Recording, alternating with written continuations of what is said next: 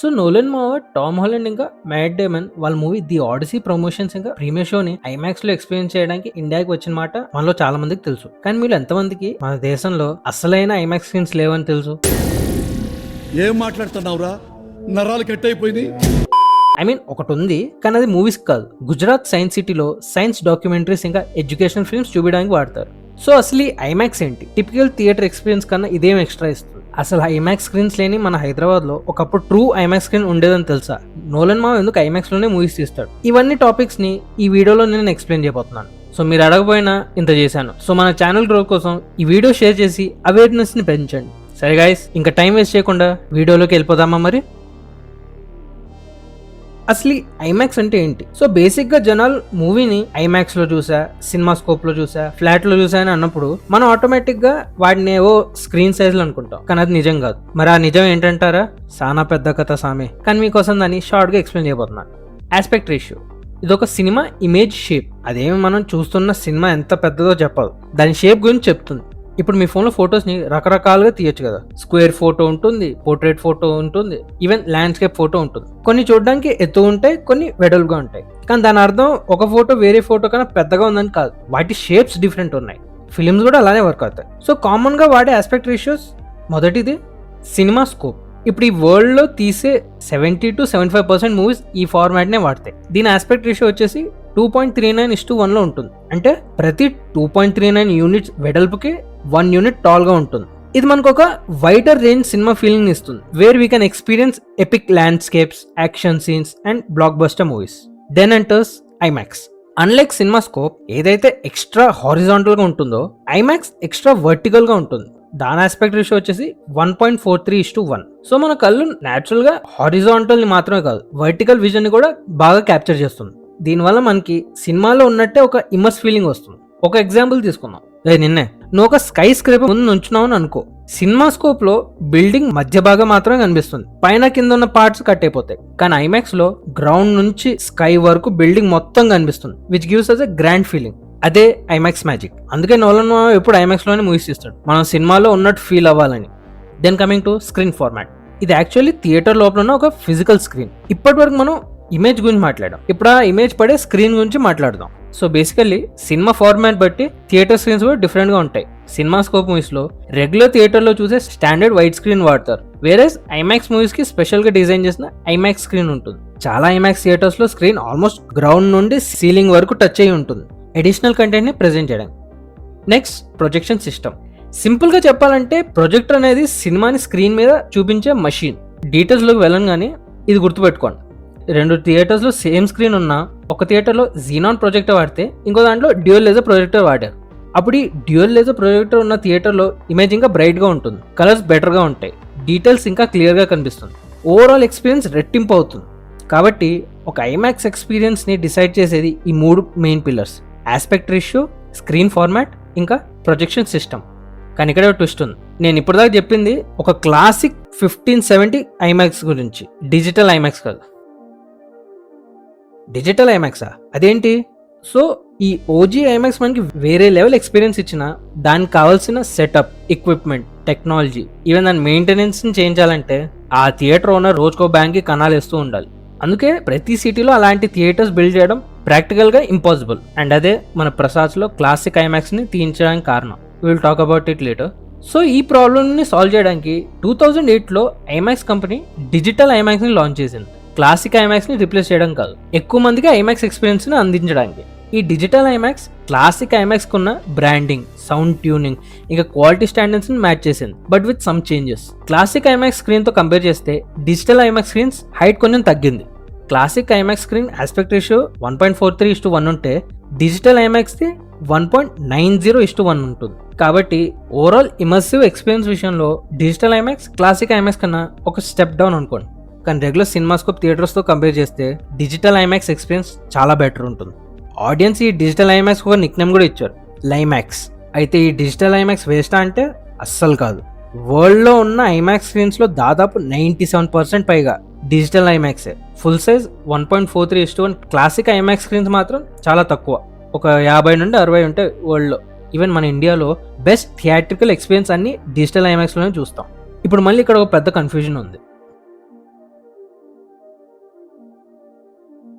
Basically మనం movie posters మీద కొన్నిసార్లు ఫిల్మ్డ్ ఇన్ ఐమాక్స్ అని చూస్తాం, అలానే ఇంకొన్నిసార్లు ఫిల్మ్ ఫర్ ఐమాక్స్ అని కూడా చూస్తాం. చాలా మంది ఈ తేడాని గమనించారు, కానీ ఈ రెండింటి మధ్యలో తేడా నక్కకి నాగలోకానికి ఉన్నంత తేడా ఉంది. సింపుల్ గా చెప్పాలంటే ఫిల్మ్డ్ ఇన్ ఐమాక్స్ అంటే 50-70 ఐమాక్స్ ఫిల్మ్ కెమెరాని వాడి మూవీని తీస్తారు.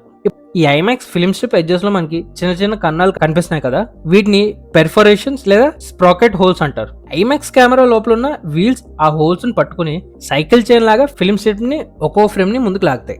Film wheels film correct position కి వచ్చాక కెమెరా లెన్స్ నుంచి వచ్చిన లైట్ ఫిల్మ్ స్ట్రిప్ మీద పడి ఇమేజ్ ని పర్మనెంట్ గా స్టాంప్ చేస్తుంది. అండ్ దీనివల్లే ఐమాక్స్ కెమెరాతో షూట్ చేసేటప్పుడు టక్ టక్ టక్ అని సౌండ్ వస్తుంది, కెమెరా లోపల ఉన్న మెకానికల్ పార్ట్స్ మూవ్మెంట్ వల్ల.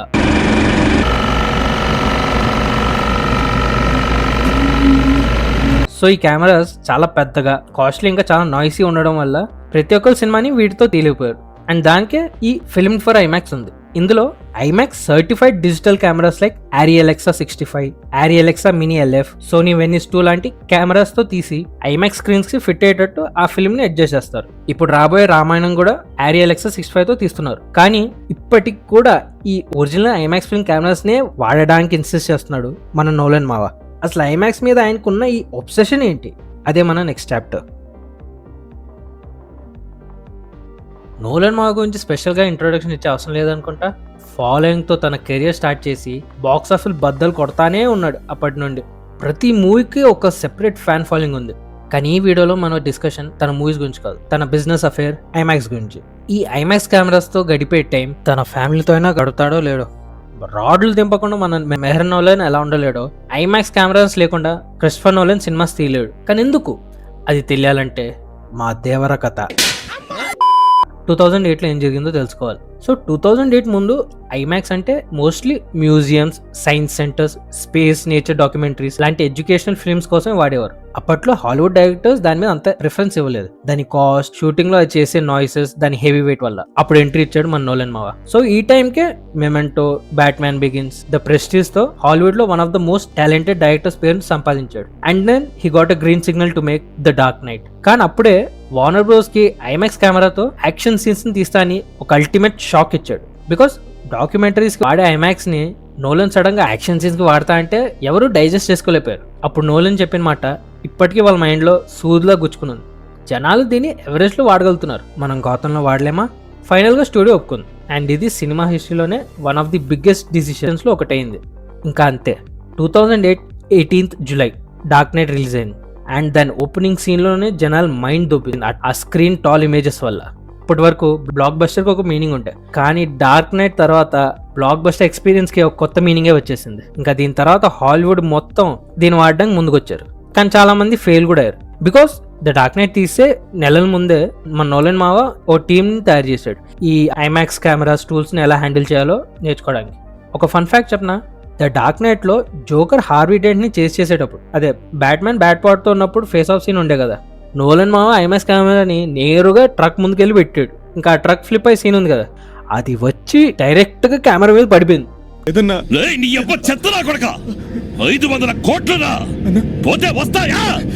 కానీ ఆ మూవీ సక్సెస్ చూసాక ఐమాక్స్ మాఫీ చేసింది. ఇంకా అప్పటి నుండి ప్రతి మూవీలో ఐమాక్స్ వాడకం పెంచుకుంటూ పోయాడు. ద డార్క్ నైట్ లో యాక్షన్ సీన్స్ కోసమే స్టార్ట్ చేసి ఇప్పుడు ది ఆడిసీ మొత్తం మూవీ ఐమాక్స్ కెమెరాతోనే తీసాడు. ఈవెన్ ఓపెన్ హైమర్ షూటింగ్ లో ఐమాక్స్ కెమెరా వాడదాం అనుకున్నాడు. కానీ ఇక్కడ ఒక ప్రాబ్లం వచ్చి పడింది. ఇది తీయాలంటే వాళ్ళకి black and white IMAX footage కావాలి. కానీ ఆ టైంలో, ఐ మీన్ 2 ఏళ్ళు అయింది, బట్ ఆ టైంలో black and white IMAX full stock అనేది ఎగ్జిస్టే కాలేదు. There was no such thing like that. ఇంకా చాలా మంది ఎంత కాంప్రమైజ్ అవ్వమన్నా అక్కడ ఉన్నది ఎవరు? క్రిస్టఫర్ నోలన్, మొండోడు. ఇంకేముంది, కొడాక్ ఇంకా ఐమాక్స్ కలిసి ఒక brand new black and white IMAX film stock develop చేశారు. జస్ట్ ఇమాజిన్, ఒక డైరెక్టర్ అడిగారని కొత్త ఫిల్మ్ స్టాక్ ని క్రియేట్ చేశారు. దిస్ ఈజ్ అబ్సల్యూట్ సినిమా అని అంటాను అనుకున్నారు కదా? No, the Odyssey is absolute cinema.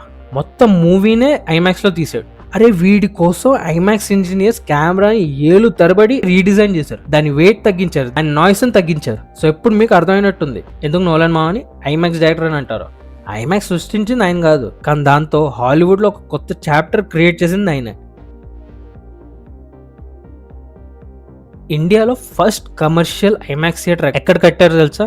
Delhi కాదు, ముంబై కాదు, బెంగళూరు కాదు, మన హైదరాబాద్ లో, మన ప్రసాద్స్ లో.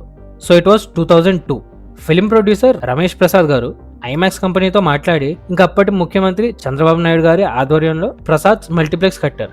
Not as a regular theatre, ఒక ఒరిజినల్ 50-70 ఐమాక్స్ థియేటర్లా. ఆ రోజుల్లో ఇండియాలో ఎవరికైనా ట్రూ ఐమాక్స్ ఎక్స్పీరియన్స్ చేయాలంటే హైదరాబాద్కి రావాల్సిందే. The Dark night, Avatar, Interstellar, the Dark night Risers లాంటి ఎన్నో అన్ఫర్గెటబుల్ మూవీస్ని మన హైదరాబాద్ ఆడియన్స్ ఆ జైంట్ స్క్రీన్ మీద ఎక్స్పీరియన్స్ చేశారు. కానీ మెల్లిగా ఆ ఐమాక్స్ ప్రసాద్కి ఒక భారం అయింది. 2010 తర్వాత హాలీవుడ్ మెల్లిగా ఈ 50-70 ఐమాక్స్ ప్రింట్స్ రిలీజ్ చేయడం తగ్గించింది అండ్ డిజిటల్ ఐమాక్స్ వైపు షిఫ్ట్ అవ్వడం స్టార్ట్ చేసింది.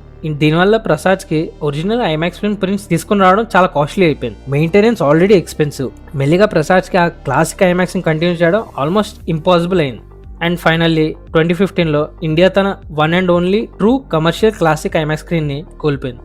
మరి ఇప్పుడు మీకు ఒక డౌట్ రావచ్చుగా, ఈ పీవీఆర్, ఐనాక్స్ ఎందుకని డిజిటల్ ఐమాక్స్ని మన హైదరాబాద్ తీసుకుని రాలేదు?